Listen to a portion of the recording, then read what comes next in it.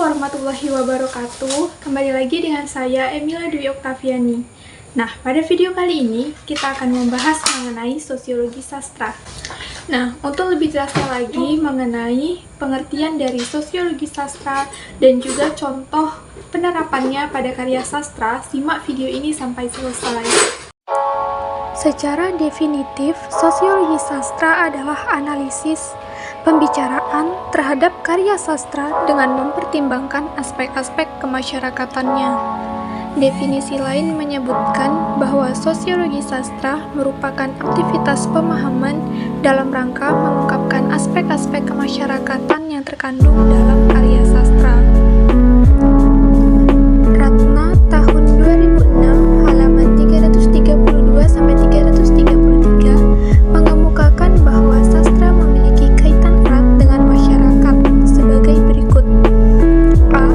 Karya sastra ditulis oleh pengarang, diceritakan oleh tukang cerita, disalin oleh penyalin, sedangkan ketiga subjek tersebut adalah anggota masyarakat.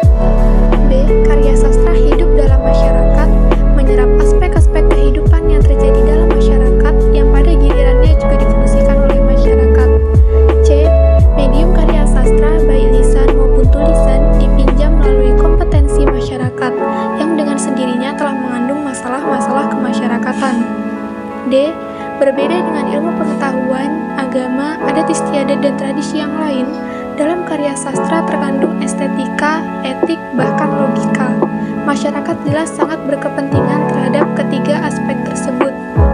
E. Sama dengan masyarakat, karya sastra adalah hakikat intersubjektivitas. Masyarakat menemukan citra dirinya dalam suatu karya.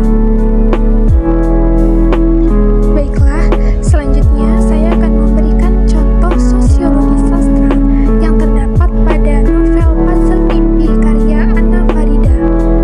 Sinopsis dari novel Puzzle Mimpi adalah Puzzle Mimpi merupakan buku ke-12 yang ditulis oleh Anna Farida. Novel ini tercipta pada tahun 2012. Novel ini mengisahkan perjalanan hidup Indari sejak kecil hingga sekarang, tak luput dari kisah-kisah pahit dan kisah-kisah yang menyedihkan. Hidup sebagai orang kaya hanya dijalaninya sampai ia sekolah di taman kanak-kanak. Novel Puzzle Mimpi membawa pesan bahwa segala mimpi dan apa yang kita inginkan suatu hari dapat kita wujudkan dengan usaha yang sudah dilakukan, meski bukan sekarang, bisa jadi nanti di saat yang tepat. Nah, baiklah, yang pertama yaitu contoh sosiologi sastra berdasarkan kehidupan sosial. Kutipan cerita dapat dilihat sebagai berikut. Dari kutipan tersebut, tampak tergambar jelas bahwa gengsi masyarakat masih menjadi gambaran klasik yang diperlihatkan pengarang. Persaingan dan pilah-mamilah sahabat juga tergambar tampak begitu kental. Ketakutan seakan menggerogoti tokoh aku menunjukkan rumahnya yang sesungguhnya. Tekanan batin pun turut diperlihatkan penulis pada kalimat penutup tokoh aku yang menutupi kebenaran sesungguhnya sejak duduk di bangku SD, tentu dengan sejuta kebohongan di atas kebohongan lainnya. Yang kedua, contoh sosiologi sastra berdasarkan status ekonomi yang terdapat dalam novel Puzzle Mimpi. Dari kutipan tersebut terlihat bahwa tuntutan ekonomi dapat menyebabkan kekacauan, bahkan pertengkaran dalam rumah tangga. Protes istri ingin mendapatkan kesejahteraan dan finansial yang cukup adalah hal yang lumrah di kehidupan masyarakat.